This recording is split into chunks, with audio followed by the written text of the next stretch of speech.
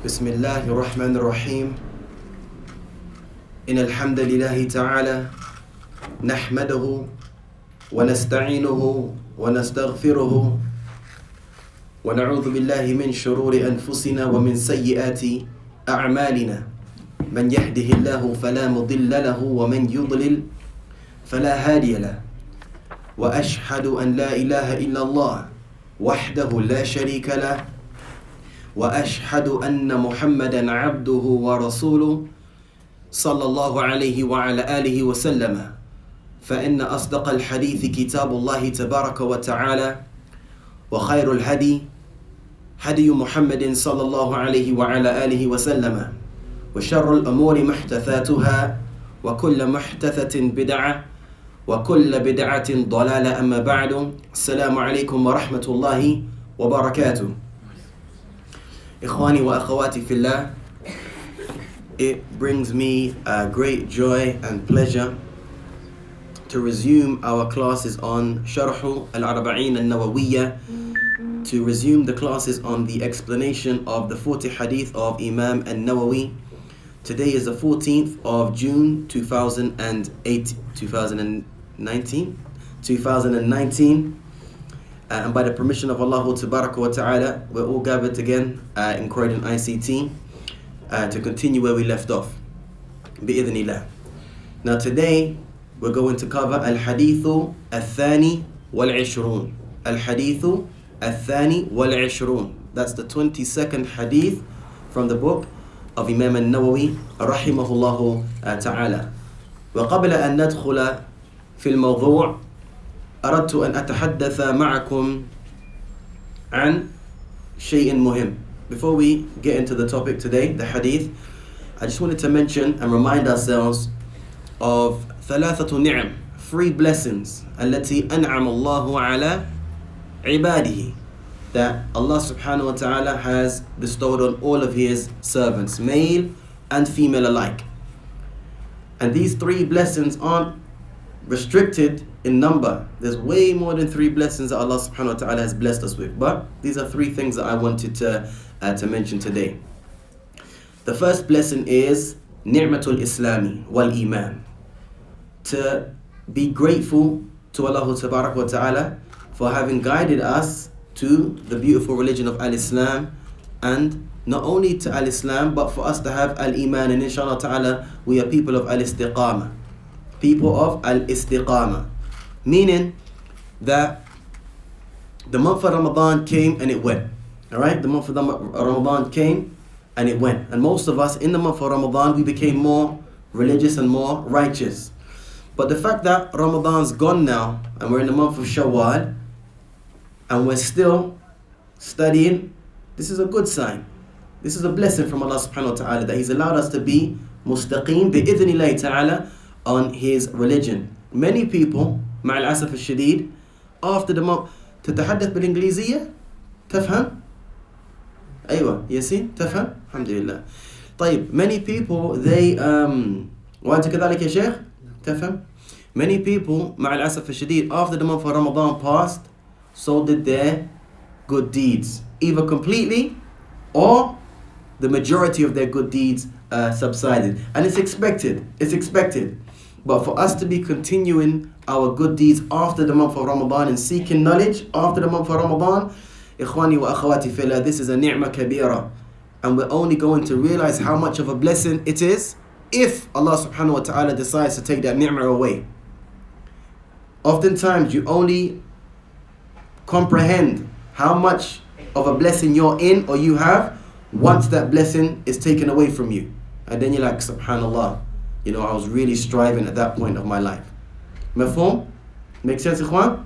Jayid. فَنِعْمَةُ الْإِسْلَامِ وَالْإِيمَانِ is from the most important blessing that Allah subhanahu wa ta'ala has bestowed upon us. And the ulama, they mention, if you want to know the extent by which Allah subhanahu wa ta'ala has blessed you in a particular thing, if you want to know the extent by which Allah tabaraka wa ta'ala in His infinite wisdom and mercy has blessed you in a particular area, then look to those people that are around you. Look to those people that are around you in this earth, in this dunya. In this dunya are those people who take their desires as gods, who take their desires as God. So whatever they feel to do, that's what they do. They're not confined by the Islamic legislation. That which Allah loves, the Muslims do. That which Allah hates, the Muslims stay away from. There are many people that don't live like that. They follow their own desires. Whatever their desires tell them to do, that's what they do. Almost like animals. أليس كذلك إخوان? That's what animals do. Whatever an animal wants to do, he does. Whenever he wants to go toilet, he goes toilet. Whenever he wants to eat, he eats. Alright? Allah subhanahu wa ta'ala has favored us with two tremendous blessings. Number one, Al-Islam. And number two, Al-Iman. So it's something that we all should be grateful and ponder over frequently, in hope that we can be grateful for this tremendous blessing. The second blessing that I want to remind us all is the blessing of as-sihhatu wal-afiyah, good health. As-sihhatu wal-afiyah. It's said that as-sihhatu wal-afiyah, that having good health is a crown. You guys know what a crown is? A crown, what a king wears, right? As-sihhatu wal-afiyah is a crown that is worn on the heads of healthy people. Yet nobody sees this crown except who? Huh? People that need it? Good try. عشان يا شيخ. The sick people. Al-marda. Al-marda. Think about what I just said, ikhwani. It is said, it's not hadith, it's not a Quranic ayah, it's said that good health, having good health is a crown, a luxury, a luxury that is worn on the heads of healthy people. Yet nobody sees this crown except that the people that are sick. What does that mean? It means that the moment that Allah subhanahu wa ta'ala chooses in His infinite wisdom to take something of your health away, your eyesight, your ears, your ability to feel, taste, walk, talk, breathe properly without any devices helping you to breathe, the ability to go to the toilet, akramakumullah, the ability to go to the toilet without any devices. The moment Allah subhanahu wa ta'ala takes one of these things away, then you realize how much of that blessing that particular thing was. There was a stage where I had to go toilet into a bag from my belly. It was the most depressing time. The most depressing time. And it's only once that procedure has been reversed, now I can go toilet normally, I realize how much of a blessing it is to relieve yourself naturally. So good health, ikhwani, wa akhawati fillah, is a crown that is worn on the heads of healthy people, yet nobody sees it except the sick. And it's within the realms of reality that we all know when you're sick, you're unable to do that which you were able to do when you were healthy, right? Has any of you been in a situation where you've been so sick you can't get out of bed? Or you've got such a banging headache that when you go to make a sajda, it hurts because all the blood rushes to your head? When you're sick, you're unable to do certain acts of ibadat. And this is the case of sick people and also people that attain the age of old age. And I'm going to mention that inshallah ta'ala a little bit later on. But An-Nabi sallallahu alayhi wa sallam, he gave the Muslim, the one who is consistent and upon al-istiqama in his action, he gave him a concession for this. قال النبي صلى الله عليه وعلى آله وسلم إذا مرض على عبد أو سافر كتب له ما كان يعمل صحيحا مقيما. إذا مرض العبد, if the slave becomes sick, we're speaking about sickness now, right? If the slave becomes sick, أو سافر, or he travels, كتب له ما كان يعمل صحيحا مقيما, then it will be written for him that which he used to do when he was healthy and when he was a resident. When you travel, you're unable to do some of the things that you were doing when you were a resident due to the fact that you're traveling. You're busy, you've got lack of sleep, your body clock's all messed up. So these things affect your ability to worship Allah subhanahu wa ta'ala. This is one of the reasons why we have a concession as Muslims to shorten our salawat from 4 rak'at to 2 rak'at. And not only do we have the concession to shorten from 4 to 2, but we also have the concession to make al-jam', al-qasr wal-jam'. Al-Qasr, ikhwani wa akhwati fillah, is to shorten. Al-Dhuhr, 4 rak'at, we shorten it to 2. Al-Asr, from 4 to 2. Al-Isha, from 4 to 2. The only 2 salawat that we don't shorten is Al-Fajr wa Al-Maghrib. But with the Al-Qasr, the shortening of the salawat, Allah subhanahu wa ta'ala has also given us the concession of Al-Jam'. So you can pray Al-Dhuhr and Asr together at Dhuhr time or Al-Asr time.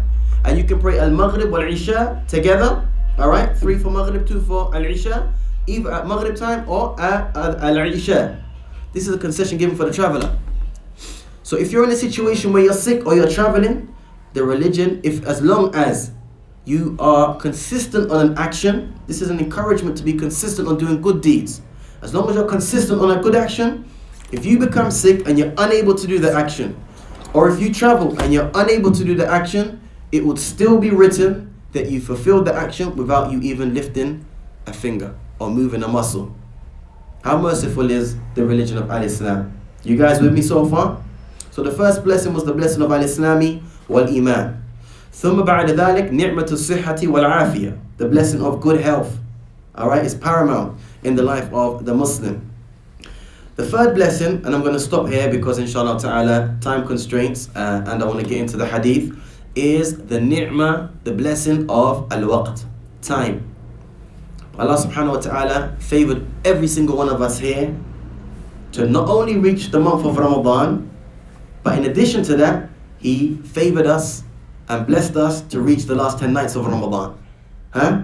Which, in it, i.e. the last 10 nights, is Laylatul Qadr. كما قال تبارك وتعالى يعني فيها ليلة القدر خير من ألف شهر. He allowed us to at least attempt to meet or to catch the night of Laylatul Qadr. Whether we caught it or not, Allah knows best.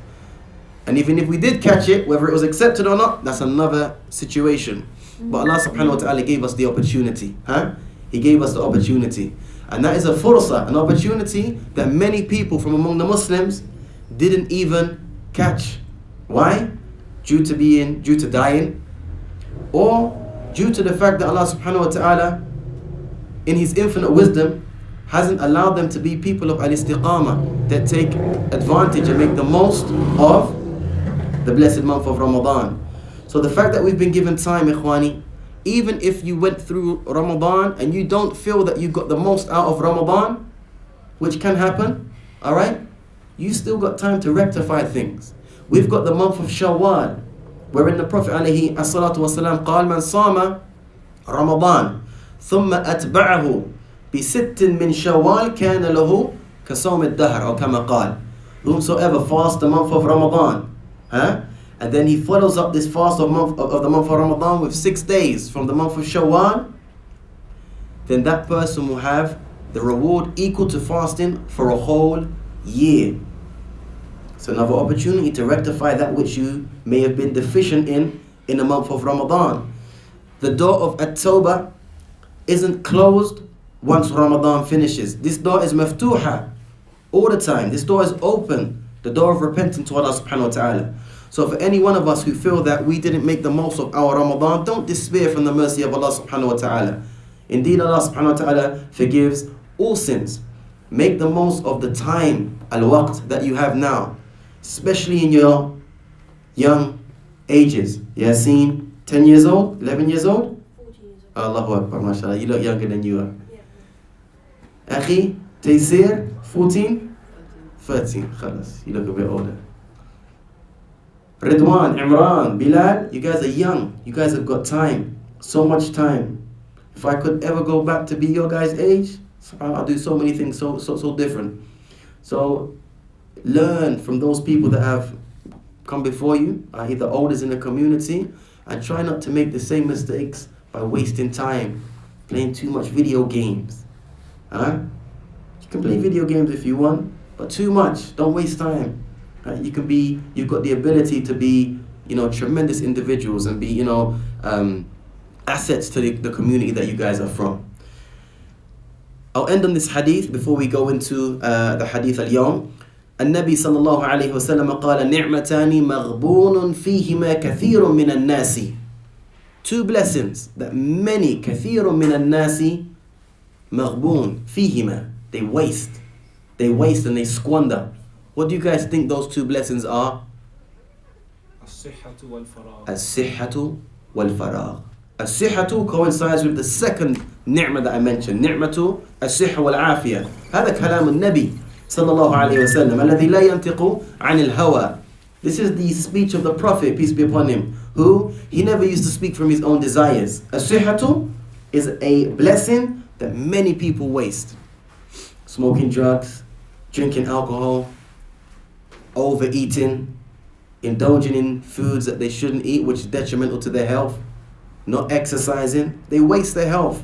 And it's only when Allah snatches that away, then they regret. ويقال ما فائدة الندم وقد فات الوقت. ما فائدة الندم. What is the benefit of somebody regretting? وقد فات الوقت. And the time has gone.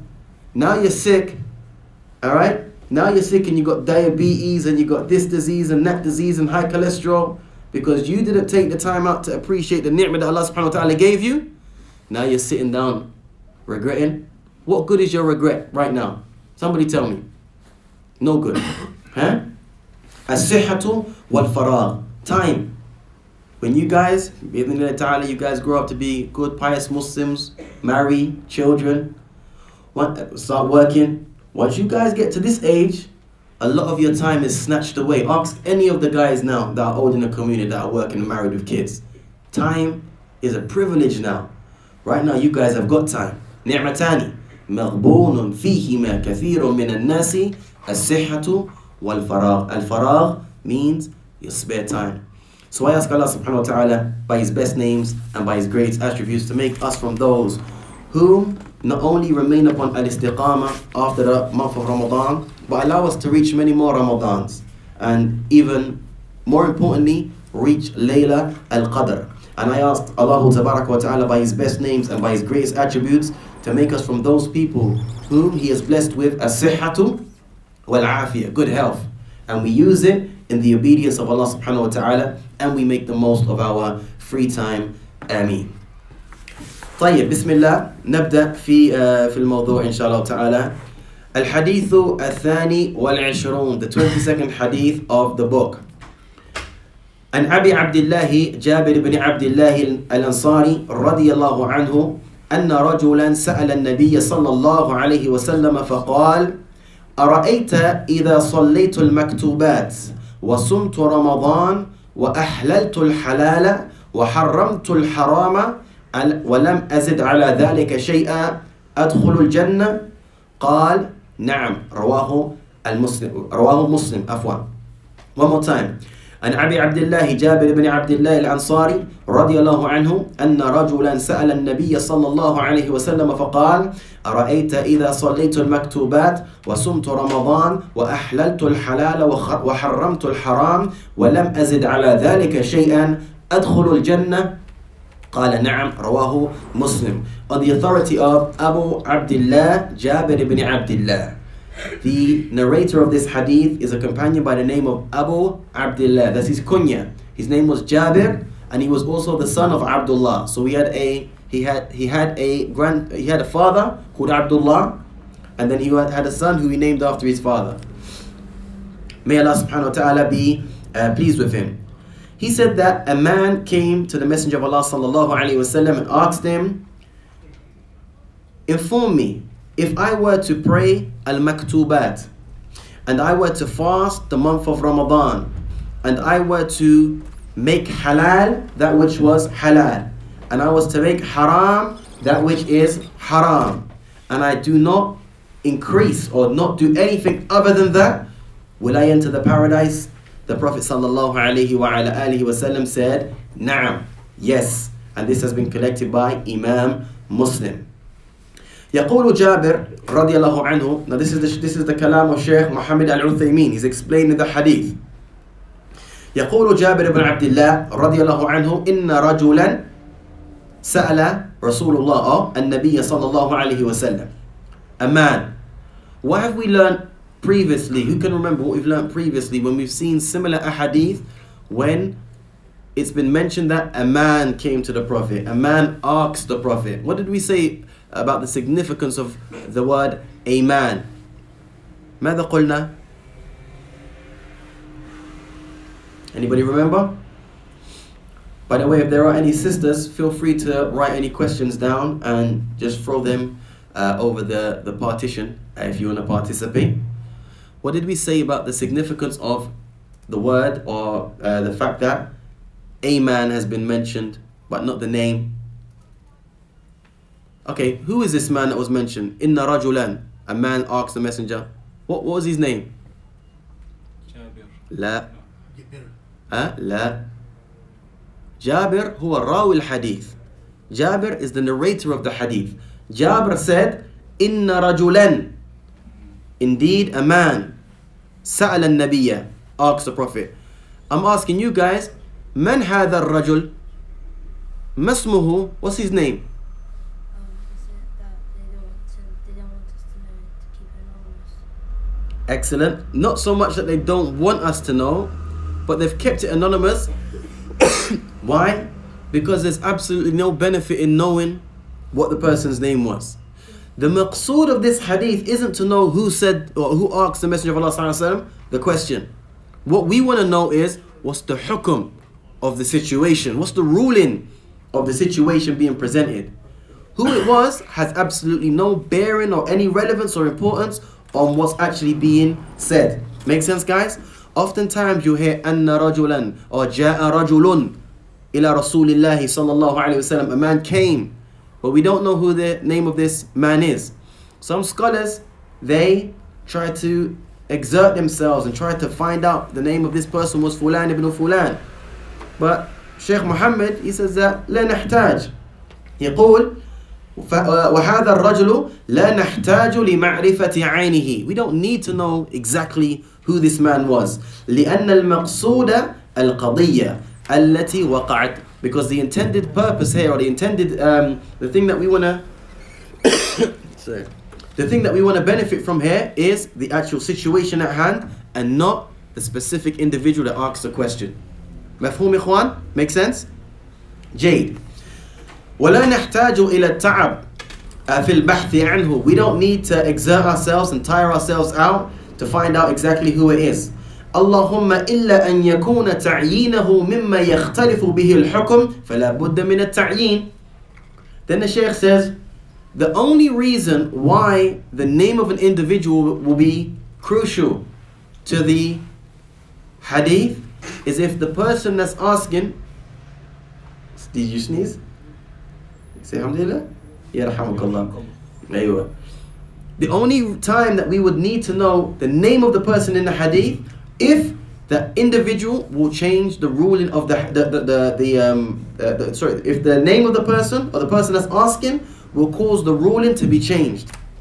Maybe this ruling was specifically for that individual. In such a case, we need to know who that person was. But in the case where the person that's asking won't change the hukum, the ruling, then we don't need to know his name. Ikhwani, is that clear? You sure? Any questions? Jazakumullahu khairan. So the man said to the Prophet sallallahu alayhi wa ala alihi wa sallam, Ara'ayta. Ara'ayta. Now the word Ara'ayta can be split into two. Hamzatul Istifham that we covered recently, Medina Book 1. Alright? And the verb Ra'ayta. Ra'ayta linguistically means you saw. From Ra'a, Yara. Ra'a, Yara. He saw, he sees. Ra'aytu, I saw. Ra'ayta, you saw. Ra'ayti, to a girl, she, you see. Ra'at, she saw. Ra'aytum, you guys saw. Huh? However, here, when we see the word ara'ayta, the meaning is different. It doesn't mean did you see. Ara'ayta in this hadith doesn't mean did you see. يقول الشيخ أرأيت بمعنى أخبرني, inform me. Inform me. So when you see أرأيت in this hadith, المعنى أخبرني, inform me. Tell me about. إذا صليت المكتوبات, if I were to pray المكتوبات, إخواني وأخواتي في الله, ما معنى المكتوبات or ما المقصود بالمكتوبات? The 5 times of the day. Excellent. The 5 daily prayers. Al-Fajr, Al-Dhuhr, Al-Asr, Al-Maghrib, Wal-Isha. The man is saying to the Prophet, inform me, tell me, if I were to pray the 5 daily prayers, and they are 5 in number, في اليوم والليلة كما قال عز وجل إن الصلاة كانت على المؤمنين كتابا موقوتا. Allah subhanahu wa ta'ala says in the Quran that indeed the prayer has been prescribed on the believers at fixed times. Surah An-Nisa. Other than these 5 prayers are not obligatory on the Muslim. So raka'at al-fajr, the 2 units of prayer before Fajr, هل هو واجب أم لا؟ هل هما واجبة أم لا؟ هي سنة مفروضة يعني. لكن أقول يعني واجبة لا. سنة مفروضة نعم، لكن أما كونهما واجبة لا. لا. الوتر هل هو واجب أم لا؟ وتر لا. جيد جيد جيد. وغير الخمس لا يجب إلا لسبب يقتضيه. Other than these 5 daily prayers, they're not obligatory except if there is a reason that necessitates a particular prayer being an obligation. For example, if somebody passes away, right? Somebody passes away. May Allah subhanahu wa ta'ala grant us all long life. And the Muslims have to pray a janazah over that person. But nobody prays over that person. Are we sinful or are we not sinful? That's for you. Sinful. Why? All of the Muslims are sinful, right? You're correct. But why? Because all my madrasa teacher told me. That's your dalil, akhi. It's obligatory to pray janazah. You're very, very, very close. It's obligatory to pray janazah prayer. ماذا عندك يا ياسين؟ إذا ما مات شخص ولم يصلي له جميع المسلمين فهذا يعني كأنه ذنب. لماذا؟ فإذا يعني إذا أنا مت ولم يصلي لا تقل هذا. إذا مات أحد. نعم. أيوة. إذا مات أحد ولم يصلي عنه أحد من المسلمين فسيكون مذموم. أيوة أنت على الصواب يا أخي، لكن سؤالي أنا لماذا؟ أراك لماذا؟ ما هو السبب؟ Is it فرض كفاية؟ ممتاز. كنت تقول نفس الشيء. فرض كفاية. As it relates to obligations, إخواني وأخواتي في الله, they're split into 2. You have individual obligations, and then you have what we call a collective obligation. An individual obligation is that obligation that every single one of us has to do, and nobody is free from it. A salah, everyone has to pray individually. A psalm, everybody has to fast. If you fulfill the criteria in which you have to fast, i.e., you're baligh, you got aql, okay, you are not physically sick, etc. As zakat, if your wealth reaches the nisab, you have to pay the zakat. Alright? It's an individual obligation. Al-Hajj, if you're able to, financially, physically, and the path is safe, and if you're a woman, you have a mahram, then these things are obligatory upon you. But as it relates to certain things that are an obligation, they're not an individual obligation, but instead they are a collective obligation. Meaning, if some of the Muslims fulfill this action, then the sin is lifted off the rest. So if somebody from among the Muslims were to die, and myself, Ismail, Yasin, Taysir were to pray over that dead body, then the sin has been removed from all of the Muslims. Okay? Why? Because praying over a janazah is fardu kifaya. It's a collective obligation. As long as some Muslims carry out this task, then the burden, the responsibility has been lifted from the rest of the ummah. You guys with me? However, for those things which are a collective obligation, أين أبوك يا أخي؟ قل له تعال.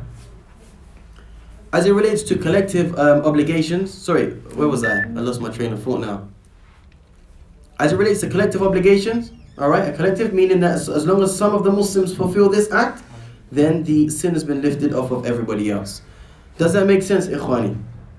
So the questioner was only asking about those things, those salawat, that are the 5 in number that everybody has to do. Jade. وَصُمْتُ Ramadan, and I fast in the month of Ramadan. الشهر المعروف, the month of Ramadan, which we all know and is well known. لا لا لا لا أنا رأيت المرأة جاءت ثم خرجت ما أدري هل هي تريد شيئا أم لا. أيوة. جيد. طيب. So صوم Ramadan. Who can remember the linguistic meaning of siyam? We've covered this so many times. ما معنى الصيام لغة؟ ما معنى الصيام لغة? What does the meaning of siyam mean in the language? تفضل. not eating and drinking. صيام لغة أيوة. يعني عدم فعل شيء. جيد. الإمساك. ممتاز. الإمساك. جيد. الإمساك بمعنى. Guys, you should write this down. You guys are gonna remember we covered from hadith number 1 to 20, and I gave you a quiz. Now we're gonna cover hadiths from 20 or 21 to 30. After we get to 30, I'm gonna give you guys a quiz, and the quiz is only gonna get harder and harder. As-siyamu, as-siyam. The word as-siyam linguistically means al-imsak. Al-imsak, ya Bilal. Sheikh Bilal. Al-imsak. Al-imsak means to refrain and stay away from something. عدم فعل الشيء, to stay away from something. Or if something doesn't happen. For example, if it doesn't rain, alright, we could say, or they can say in Arabic, صام المطر.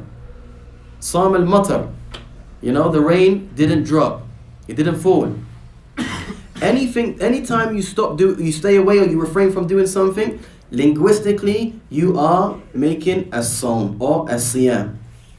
So how does this meaning differ from the Islamic meaning? The meaning within the religion? How does it differ? If we know that as-siyam linguistically means to stay away from anything. Anything. How does, even if I stop talking, if I stop speaking, sumt. Sumt. Niwa. How does this differ from the Islamic legislative meaning of as-siyam? من يعرف الجواب؟ لم تفهم السؤال؟ طيب عندنا كلمة الصيام لها معنى لغة ولها معنى اصطلاحا، يعني المعنى في الإسلام في الشرع. فنحن قلنا أن معنى الصيام لغة الإمساك. طيب فما معنى الصيام اصطلاحا؟ جزاك الله خيرا. هذا هو السؤال. هناك فرق بين معنى الصيام لغة واصطلاحا. There's a difference between the meaning of as-siyam in the language and in the religion. Okay, I'll give you another example. If I woke up, I woke up one morning and I woke up at 10 o'clock and I was busy working. By 1 o'clock, I felt a bit hungry, but I just didn't eat. By 2 o'clock, I was about to go and eat, but something else happened that prevented me from eating. Then by the time I did go to eat, I looked in the fridge and there was absolutely no food. And hypothetical situation, akhi. And then I went to look for my bank card and I realized my wife left the house with my bank card and I got no money. Next thing you know, it's 9 o'clock at night. She comes back and she's brought some takeaway. And it just coincides with the time for me to eat after Maghrib. Did I fast Islamically? I'm going to go and ask every single one of you here. ماذا تقول؟ وماذا تقول؟ وماذا تقول؟ وماذا تقول؟ وماذا تقول؟ وماذا تقول؟ Okay, you're not part of the class? No, لا بأس. وماذا تقول؟ لا. وأنت? I fasted? I didn't? I didn't? You weren't listening? ماذا تقول؟ No, because the intention. You spoiled it, Sheikh. You spoiled it. You were going to say the same thing? Habibi, the reason why this wouldn't be considered as a fast Islamically is because it is crucially important that when you abstain from food Islamically, you have to do it with the intention of fasting. الإمساك عن المفطرات من طلوع الفجر إلى غروب الشمس تعبدا لله تبارك وتعالى. يعني بالنية. You have to intend to abstain. I'm going to come to you, Taysir. To abstain from food and drink and anything that breaks your fast from طلوع الفجر, the time that Fajr comes in, إلى غروب الشمس, until this time that the sun sets, تعبدا لله, out of worship of Allah with an intention. Alright? With an intention. What about if I gave you the same scenario, but this time I had an intention, but I engaged in sexual intercourse with my spouse? Have I fasted? Shar'an? لماذا? I stayed away from food and drink. I didn't drink nothing. Yasin. Didn't drink no food. I didn't drink no food. Allah al-Musta'an. Yeah, depends how lumpy it is, huh? I didn't eat no food. I didn't drink no drink. Huh? I prayed all my salawat in the masjid. But I engaged in sexual intercourse with my wife. Have I fasted shar'an? I had the intention to fast. I stayed away from food and drink. Why would you do it if you had the intention to fast? Why would I do what? Sexual intercourse? What kind of a question is that? I'm giving you I didn't do it. I'm giving you a hypothetical situation. But the question is that considered a fast or not? When was it? Between Fajr and Maghrib. What was it in Ramadan? No, it doesn't have to be in Ramadan. Outside of Ramadan. What'd you say? Did I fast? I fasted? Right now, no question. I just want yes or no. Or fast is correct or incorrect. Did I fast? You say no. And you said yes. Did I fast? No. But I stayed away from food and drink, akhi. No. I didn't eat nothing at all. From before Fajr, 5 minutes before, I stopped. I didn't fast. No. Did I fast? No. Did I fast, Sheikh? Did I fast? You sure? I didn't eat nothing. Didn't drink anything. Did I fast, akhi? You say I fasted? I didn't fast. Jade, why do you say I fasted? I didn't eat or drink. Excellent. No, you didn't fast. I didn't fast. Why? I'm not sure. So why are you changing your opinion? I just got to change it. So you're just basically shooting in the dark. Okay. Habibi, this is why it's so important, right? This is why it's so important to understand definitions. So important to understand definitions. The definition of as-siyam in the language means al-imsak, to refrain from. Al-imsak. So if you said to me, did I fast from food and drink? Pay attention to what I'm saying now. Did I fast from food and drink? Naam. Sumtu. Did I fast from food and drink? Naam. Sumtu. Linguistically. Lughatan. But if you were to say, did you fast shar'an, istilahan? La. Limada. Why? Because the definition of as-siyam in the religion now, not linguistically, in the religion is al-imsaku, to refrain from, al-mufattirat, anything that breaks the fast. Mufattirat ya ikhwani wa akhwati fillah. What are the mufattirat? What does mufattirat mean? Mentioned it so many times. Al-mufattirat ikhwan, don't be shy. Anything that breaks the fast. Al-jima', sexual intercourse with your spouse, breaks your fast.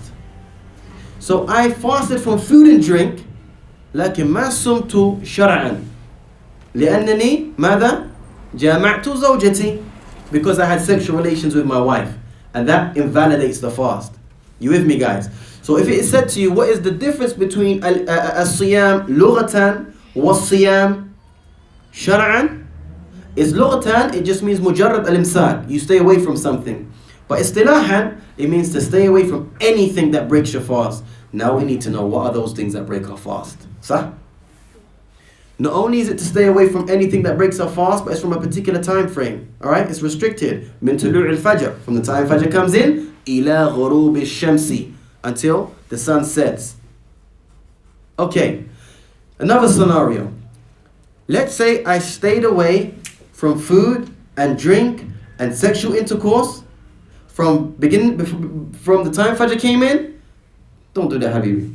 Your mouth might stay like that. From the time Fajr comes in until the time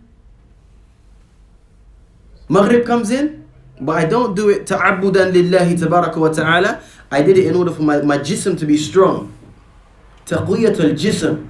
I stay away from food, or maybe not taqwiyat al-jism, because I want to remain slim and trim.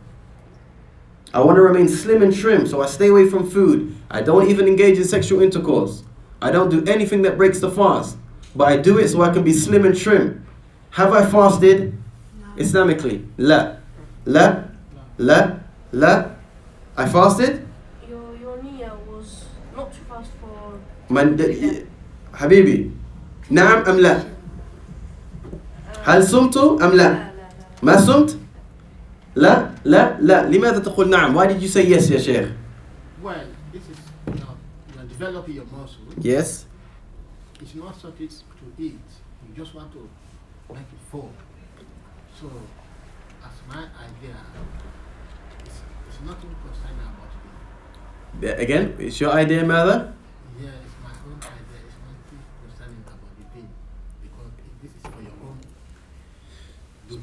Okay, so because I'm doing it for my own body, have I fasted Islamically? You said I have fasted Islamically, right? So basically that action, inshallah, will be accepted by Allah. G. You say? No. You say no, unequivocally no. One second, Sheikh, one second. I know you know the answer. I can see in your face. Yes or no? No. I didn't fast, Jade. Everyone says no apart from the Sheikh. Alright? You're incorrect. Why? Ajib. Why is the Sheikh incorrect? Always we have to remember the intention validate whatever we do in Allah's word. Any act of ibadah, any act of worship, a fundamental, crucial, necessary requirement is a niyyah. Yeah. A niyyah. If the niyyah, إذا فقدت النية فقدت العمل. If the niyyah is gone, then the action is gone. This is one of the conditions, other than being a Muslim, alright, other than being a Muslim and having the action done in conformity with the Sunnah, then the niyyah is a requirement, a necessary component for any action to be done. So in the scenario I gave you, I said that I stayed away from anything that breaks the fast, from Fajr to Maghrib, but I didn't do it ta'abudan lillah. I didn't do it out of worship of Allah. I did it so I can be either strong or slim and trim. If a person does that for that intention, then he will get nothing as it relates to the reward from Allah subhanahu wa ta'ala. It's essential that we do it ta'abudan lillahi tabarak wa ta'ala. This is why it's important to learn definitions, ikhwani, because it's with the definitions that you apply it. You right? So yeah, to clarify that again, because sometimes you can have the intention without doing the action, but because you have the intention, you can have the reward even though that you didn't perform the action. For sure. Sometimes as well in the religion, if you intend to do a good deed and you don't end up doing it, a sincere intention though, right? Not a lazy intention. A sincere intention, you want to do something but you're prevented from doing so for whatever reason, then you will be rewarded. What was the hadith I mentioned today? إِذَا مَرِضَ الْعَبْدُ أَوْ سَافَرَ كُتِبَ لَهُ مَا كَانَ يَعْمَلُ صَحِيحًا مُقِيمًا. If a person becomes sick or he travels, then it will be written for him that which he used to do when he was healthy and a resident. Why? Because it was something that he always used to do. And had he had the ability to do it, he would have done it. He would have had the sincere intention to do it. The only thing that prevented him was al-marad or as-safar, sickness or traveling. So the intention, akhi, or ya shaykh, is paramount, inshallah ta'ala. Any questions before we move on? Taysir, tafaddal. You know the first scenario about that guy that lived in deodorant, and then when his wife came and take out, he ate. Do you have to have intention at Fajr? Excellent question. Some ulama say that you have to, for example in Ramadan, you have to have the intention from the night before. Alright, you have to have the intention from the night before. Some ulama, they stipulate that if you wake up in the morning, you didn't intend to fast, right? You wake up in the morning, and as long as it's before a certain time, I forget what they say, maybe it's just before dhuhr, Wallahu a'lam, and then you realize that there's no food in the house, then you can start your intention from there, and inshallah ta'ala you will still be rewarded. On the flip side of that, let's say in the month of Ramadan, I'm going to come to you in a sec, yeah? On the flip side of that, let's say in the month of Ramadan, you know it's like the 29th or the 30th of Sha'ban. So you know the next day is going to be Ramadan. So everybody's preparing. They're going to get their suhoor and their iftar ready. They're preparing. Some people say that's your intention there. You don't need to make a continuous intention every single day. So after the first night of Ramadan, then you have to make an intention for the second night. And some say the intention at the beginning suffices for the whole of Ramadan. Others say no. It's an intention that continuously needs to be renewed. And Allah subhanahu wa ta'ala knows best. But if you think about it, we have it's similar to the intention for as-salah. And niyyah is a shart, right, for the salah. You're in your house. Let's say we're in a country where you hear the adhan. You hear the adhan, Allahu Akbar, Allahu Akbar. You get up, you go make al-wudu. And then you proceed to the masjid. Then the Imam said, the iqam is called. Imam says, staw wa'tadilu. He says, Allahu Akbar. You just say Allahu Akbar and go into the salah. You don't make a niyyah just before you said Allahu Akbar. But you made your niyyah when you made wudu to leave your house. Some say that was sufficient. You didn't leave your house except to what? Pray. That was the intention.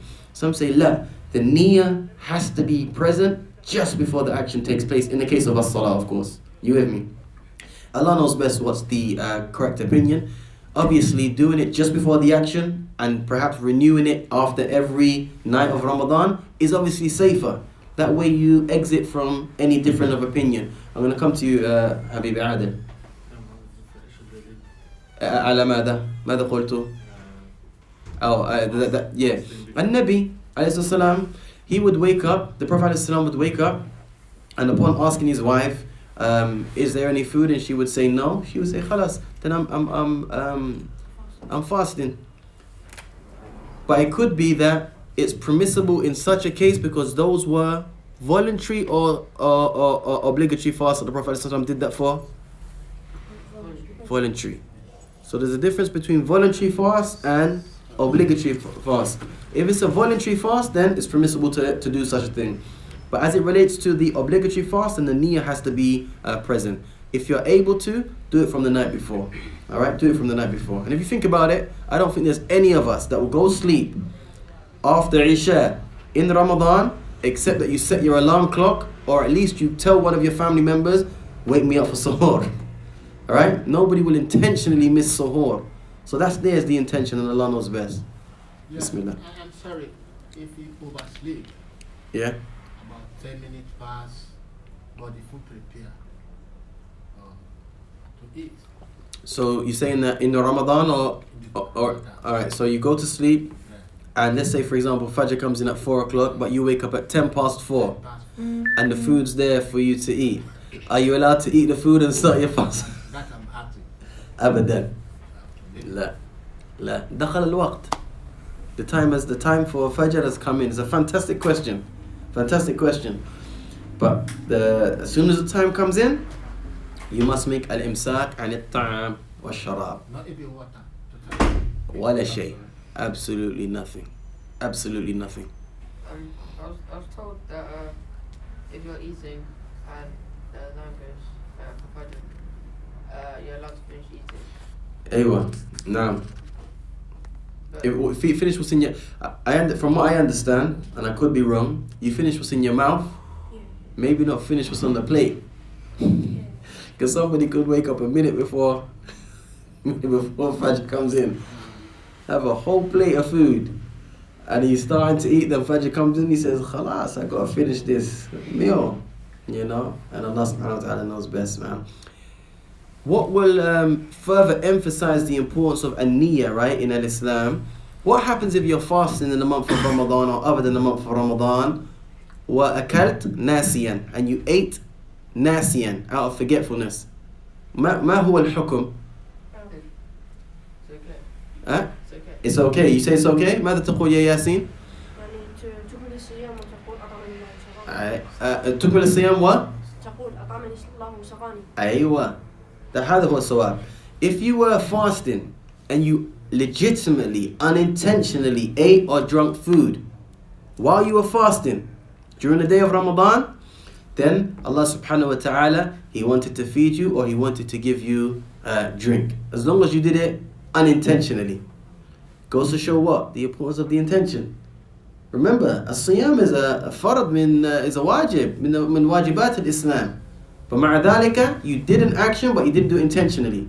So Allah subhanahu wa ta'ala won't hold you accountable. Khilaf, or contrary to the one who does it intentionally. What is the difference? The action is the same. This one ate or drunk and this one ate or drunk. What was the only difference between the two? He drank food? La. The first one drank water or he ate food, and the second one drank or ate. But what's the difference between the two? Allahu Akbar. May Allah bless you. This is why I say one day you're going to be a sheikh, inshallah, ya Sheikh Bilal. One did it with intention. He drank on purpose, knowing that he was fasting. And the other one did it out of forgetfulness. The intention was that one thing that separated those two actions. So different mosques have different times that Maghrib goes in. Sahih. So if you listen to another mosque and it's actually earlier than the actual time. No, I would say that, for example, if you're in a particular area, right, you're in Croydon, then it makes sense to follow the timetable that Croydon, in the area of Croydon, have stipulated. That's what I would suggest.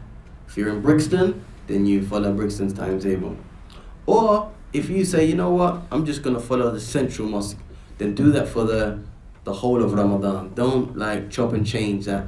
Okay, today Brixton's a bit later than central mosque, so I'm following Brixton today. And then tomorrow, central mosque is a bit, I'm following. Don't do that, because then the person will fall into following their desires. You with me? Ismail, عندك سؤال؟ ياسين؟ يعني في رمضان. نعم. مثلا هذا المسجد عنده توقيت غير مشابه للمسجد الآخر. أيوة. الذي بعثوه. أيوة. مثلا هذا المسجد أذان الفجر على 29 دقيقة. والأذان الآخر على 49 دقيقة. بينما الآخر هو الأقرب لنا. يعني هل نتبع هذا المسجد أو المسجد الآخر؟ على حسب يا أخي، على حسب. هذا على حسب. المسجدان في نفس الحي. ولكن هذا أبعد من هذا. طيب أقرب للمسجد إليك. هذا نصيحتي أنا. لكن المفروض أن تسأل العلماء. المفروض. لكن لو كنت مثلا تسكن قريب من المسجد، follow this masjid.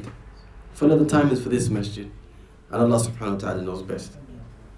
طيب. Oh, sorry. He said that, let's say, for example, there's two masajid, one mosque and another mosque, and the time that Fajr comes in is a certain time. And the time that Fajr comes in another masjid is a different time. Which one do you follow? I said, follow the masjid that you're closest to. And Allah subhanahu wa ta'ala knows best. طيب, let's complete this hadith, إخواني. بإذن الله تعالى. ثم يقول النبي صلى الله عليه وسلم وأحللت الحلال. i.e. the man says to the Prophet ﷺ, inform me if I were to pray the maktubat, which we said are the 5 daily prayers. Okay? وصمت رمضان, and fasted the month of Ramadan. وأحللت الحلال. The meaning of أحللت الحلال means فعلت الحلال معتقدا حله. Meaning that I were, Imran or Ridwan, that I were to do the halal, and I were to believe, not only do I carry out the halal, but I believe that these things are halal. Alright? فَعَلْتُ الْحَلَالِ مُعْتَقِدًا حِلَّهُ. This is what is intended by أَحْلَلْتُ. I were to make those things halal, i.e. by carrying them out and also believing that they are permissible. The Shaykh says, لِأَنَّ حِلَّ الشَّيْء لَهَا مَعْنَيَانِ. Because to make something permissible in Al-Islam has two meanings. Write these down if you've got a pen. To make something halal in Islam has two meanings. Al-ma'na al-awwal, al-i'tiqadu annahu halal. The first meaning is to actually believe that that particular action or statement is permissible. That's the first meaning of making something halal. To believe it's halal. Bilal, the first meaning of ahlaltul halal, or making something halal, is al-i'tiqadu annahu halal. To believe that is halal. And the second meaning, al-ma'na al-thani, the second meaning is al-amalu bih, acting in accordance to that particular thing. Alright guys? So as it relates to making something halal, the ulama mentioned لها معنيان. المعنى الأول الاعتقاد عنه حلال, to believe is halal. والمعنى الثاني, the second meaning is العمل به. And then the Shaykh mentions وحرمت الحرام, and I were to make those things which Allah subhanahu wa ta'ala has made haram, haram. What's the intended meaning? اجتنابه, to stay away from. Alright? Nobody can make halal what Allah's already made halal. And nobody can make haram what Allah subhanahu wa ta'ala has already made haram. So the intended meaning here is اجتنبت الحرام, I stayed away from the haram. معتقدا تحريمه, believing that these things are haram. Jade. Then the Shaykh Hafidhahullah Ta'ala, he goes on to mention, he gives an example. He says, ولكن النووي, but Imam Al-Nawawi رحمه الله تعالى بعد أنها ساق الحديث لم يقيد الحرام بكونه معتقدا تحريمه. He says, but Imam Al-Nawawi, after he mentioned this hadith, he didn't mention that it's also imperative to also believe that that thing is haram. لأن اجتناب الحرام خير وإن لم يعتقد أنه حرام. He said, because to stay away from something that is impermissible is good, even if a person doesn't believe that that particular thing is haram. Alcohol, we know, is haram. But somebody may stay away from alcohol not because they necessarily believe it's haram, but because they know that it has evil ramifications on the body and on the mind. So their staying away from alcohol is good, but he didn't stay away from it because he necessarily believes it's not permissible or impermissible. ولكن إذا اعتقد أنه حرام صار تركه للحرام عبادة لأنه تركه لاعتقاده أنه حرام. Again, the importance of the intention. The one that stays away from alcohol because he just doesn't like the taste, or he doesn't like the effect that how it makes him feel, or he knows that it's going to have a bad effect on his body, this is good. Sah wala? But it's not ibadah, because he didn't do it believing that it was haram. He did it for other reasons. But as for the one that stays away from it because he believes this particular thing, harramahu Rabbi, my Lord made this haram, he now has made his staying away from that thing worship. Worship. And Allah tabaraka wa ta'ala. Then he gives the example that I just gave, i.e. the man staying away from alcohol. ثم بعد ذلك يقول في الحديث أدخل الجنة. أدخل الجنة. The meaning of أدخل الجنة means أدخل الجنة. What is that Hamzatul istifham at the beginning? I just gave you the answer. Wa alaikum salam wa rahmatullah. The hadith says أدخل الجنة. أدخل is a فعل المضارع. فعل المضارع, a present tense verb. أدخل, I enter. I enter. أدخل الجنة, I enter Jannah. However, the meaning of أدخل, remember I said the other day, if you change the intonation of your voice, even though you may have a statement, it turns into a question. This is an example of it. If you go back to the Arabic, it says وَلَمْ أَزِدْ عَلَى ذَلِكَ شَيْئًا. I don't add anything to that. أدخل الجنة, it becomes a question. Even though the asl is, it's a sentence. Alright? Anyway, the Shaykh goes on to say, يعني أدخل الجنة, will I enter paradise? Paradise. And as you all know, Jannah is Dar al-Na'im. It is the abode of An-Na'im. How do they translate An-Na'im? Bliss, if you like. And Allah knows best. Anyway, التي أعدها الله عز وجل للمتقين. It is something that Allah subhanahu wa ta'ala has prepared specifically for the muttaqeen, those people that are pious. فيها, يعني في الجنة. فيها ما لا عين رأت. In Jannah is that which ما لا عين رأت. There is no eye has ever seen. ولا أذن سمعت. No any ear has heard. ولا خطر على قلب بشر. Nor has it come across or even entered the heart of any